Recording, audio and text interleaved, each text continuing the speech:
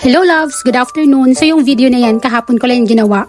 So nakita nyo, mahaba pa yung buhok ko dyan. Tapos today is my day off. Tapos na akong maglaba, tapos na ako ng paglilinis ng kuko ko. So na-bored ako, wala akong gagawin. Kaya alam nyo ba kung anong ginawa ko? Syempre, pinakailaman ko yung buhok ko.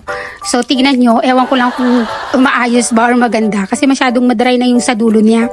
Tapos nung hahanap ako ng nail polish, nakita ko yung product na to. So, ito na yung hair ko ngayon.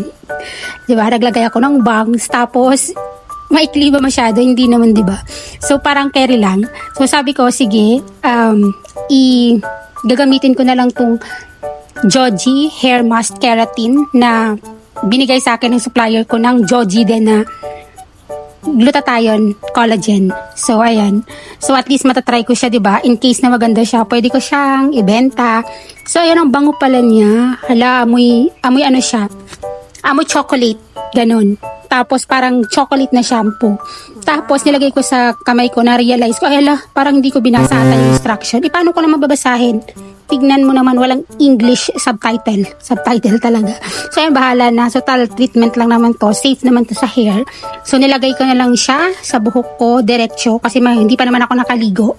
Diba? Nung oras na hindi pa rin naliligo. Ganyan talaga pag day off. Mahirap maligo. So, ayan. So, uubusin ko na lang siyang lagay sa buhok ko. So loves, i-fast forward na lang natin. Nang ilalagay ko siya puro sa buhok ko. Yung inubos ko na lang yung isang sachet. Marami siya actually. Parang magagamit mo siya ng 3 times. Pero inubos ko na lang. So waiting na lang tayo. 15 to 20 minutes. Wow. Wow.